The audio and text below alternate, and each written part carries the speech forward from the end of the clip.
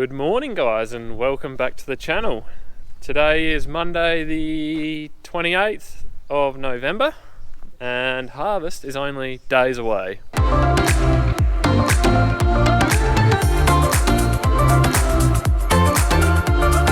So the barley out the back of the house here, well this was desiccated not last Thursday, the Thursday before, so we're thinking this Thursday, it's warming up towards the end of the week. We might be starting on some barley later in the week. And let me tell you guys, there is plenty to do today. I've got a few little bits and pieces to get done here on the header still. I've got to put the front on, I want to take that out, I want to put that on. It's got a bit of a squeak from the knife drive somewhere. I put a whole heap of new knife blades and knife guards and stuff in and I ran it after that and it was making a bit of noise. I got to look at that, get the crop lifters on. Got to do some calibrations on the Topcon auto steer. The 6510 needs the new alternator put in it. We got an auger that needs servicing. We got just lots of little bits and pieces to do. Field bins to clean out over the road. So we're going to get into it. It's going to be a big day, I think.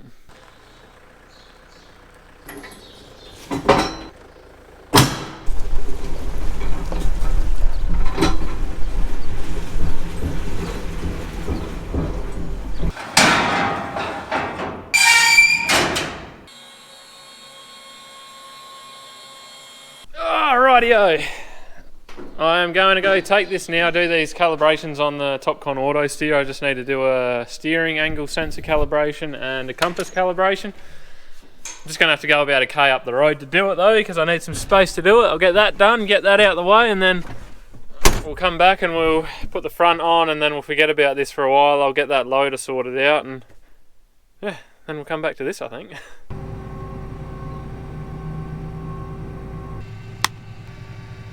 It's just all the little fiddly bits at the moment, guys. Getting all the moving components together and getting everything fine-tuned and all those good things. Because this steering system goes on two other tractors, it's generally better to, we recalibrate the compass every time, especially after it's been sitting in the shed for a while, this receiver.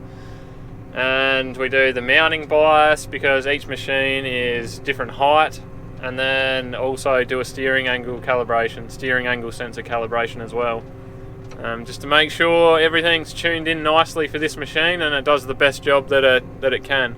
So I just need to run up the road here to just a little road piece there that's got no crop on it, so I've got a bit of space to do these calibrations.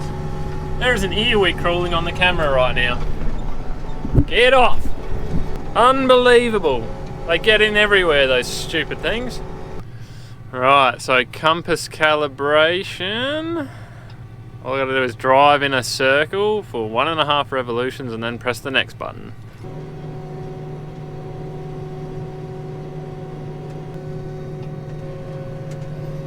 Drive straight ahead for approximately 100 meters. Alright, that's good. You could see before when I was driving around it was just doing stupid buggers, and that's what it does sometimes after it's been sitting in the shed for a while. It'll think you're going backwards and when you're going forward, and yeah, it really annoys me. So first thing I do when I swap it over, compass calibration. Alright, wheel angle. This is exactly why I come out and do this now, because look, steering controller is not initialized. Can't do the steering wheel angle sensor, or the wheel angle sensor, sorry. Mounting bias, not compatible with fallback. And you know, I haven't used this thing really for 6 months, so I got to refresh myself on this. I might have to put the camera down. Well, after a little bit of stuffing around, I've figured out that I'm not getting any power light or anything lighting up on this little black box down here, so I don't really know why. I'm going to maybe go back and cut this loom open and just make sure everything's plugged in properly, but as far as I know, everything should be alright, but obviously there's some sort of a problem, so anyway, we'll have to go back and have a look at that. Nothing could ever just be smooth sailing, could it? Technology, great when it works, not so great when it doesn't. But that's why we're doing all this stuff now. We've got to iron out all the problems.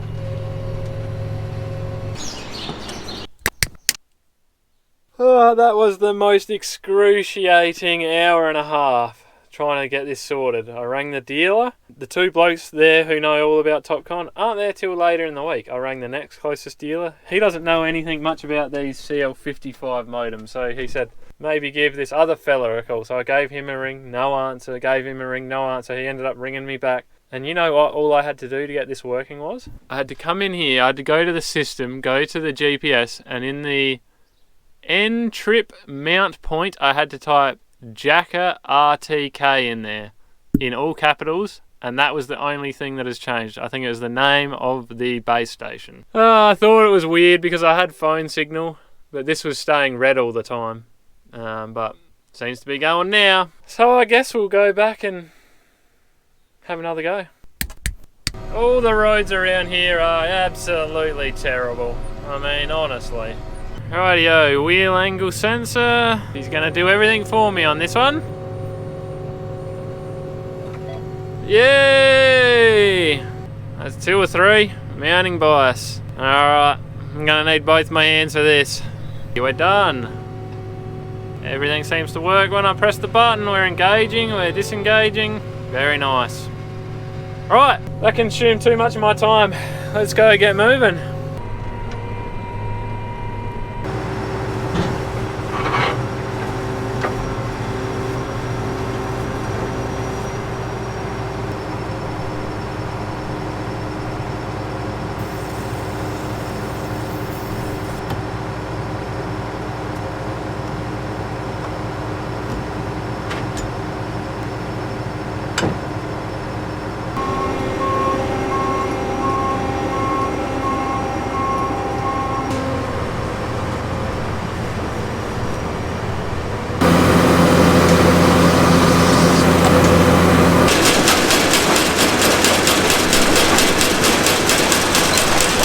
So I was just running this thing up looking for a bit of a squeak from the knife drive, and there was this horrible clanging noise, and I stopped the engine and I was having a feel around, and this retractable finger was so hot I couldn't even touch it, which is really bizarre. I've never experienced that before, so I've marked it. I'm going to turn it over and open up and see what could be causing it to be that hot. I mean, that's insane. Well, I dug that out of there. That's obviously been in there for a long time. But that still doesn't explain why that other finger was getting that hot. So, don't know, we're gonna have another run here.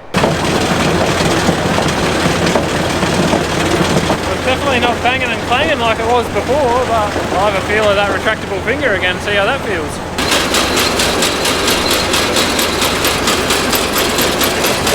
So I've run it up for a while, and then I've just gone along. I've had a feel of along the knife everywhere. I can't feel any hot spots. There's maybe a few of these hold down sort of clamps or whatever you want to call them there. They probably need a little bit of adjusting.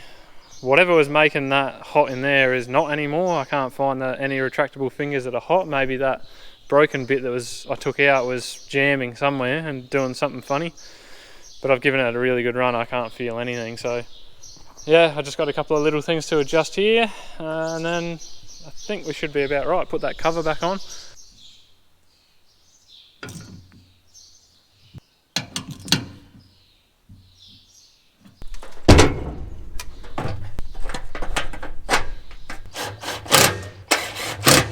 I can't believe that. I have never heard of a retractable finger getting hot, but all I can think of was that was jamming or rubbing somewhere. So very, very strange.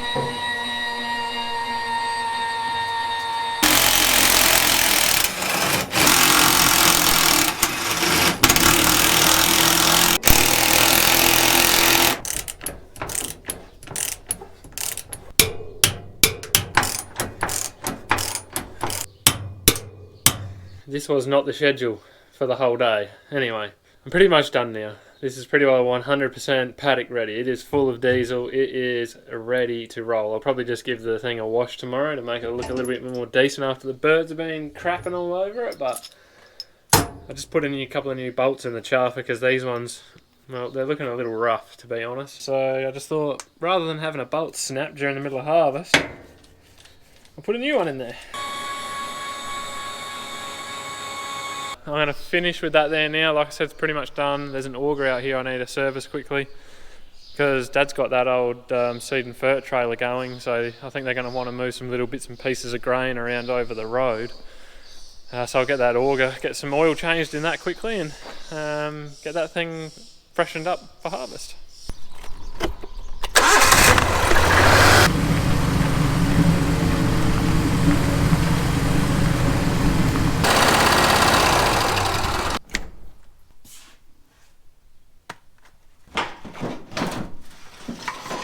Of course, the oil is empty. I'm going to have to go get some more oil.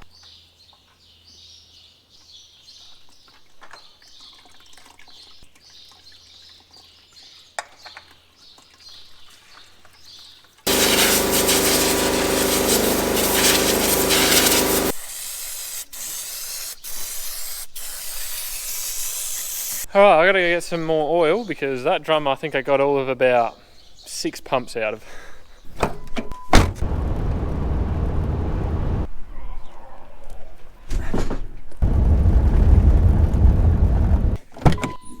Hopefully we get more than 6 pumps this time.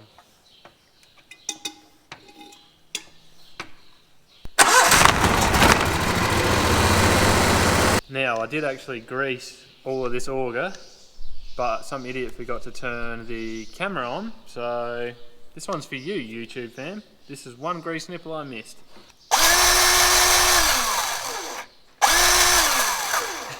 You wouldn't believe it, but this thing's just run out of grease. It's always the way. Run out of oil, run out of grease. Take 2.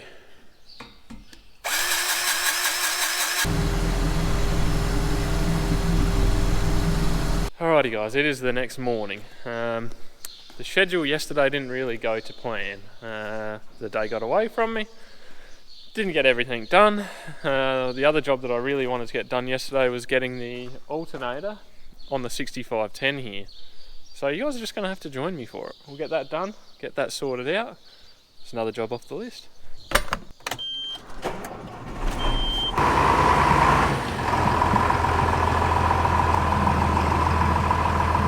Now, as small as this tractor is, it may have to pull the chaser bin for a few days because we're still waiting on a hydraulic pump to arrive for the 8310T.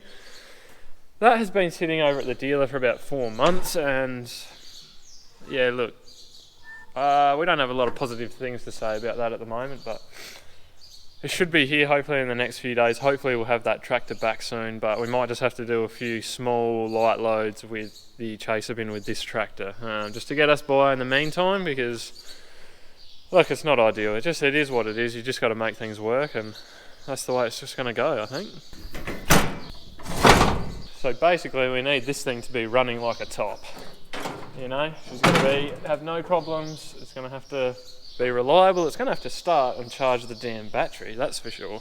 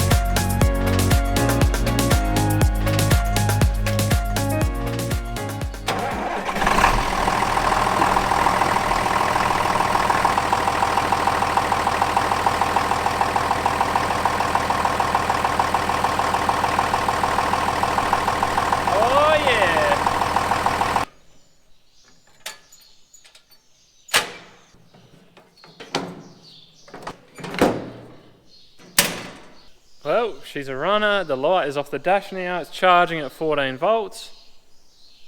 Good news. Good news. Everything's going well. yeah, I'm going to leave this video here, guys. That should be enough for this one. I'll see you in maybe a couple of days when we're out taking a moisture sample and trying some of the barley out here, seeing if that'll go. But thanks again for joining me. Have a good one. See you next time.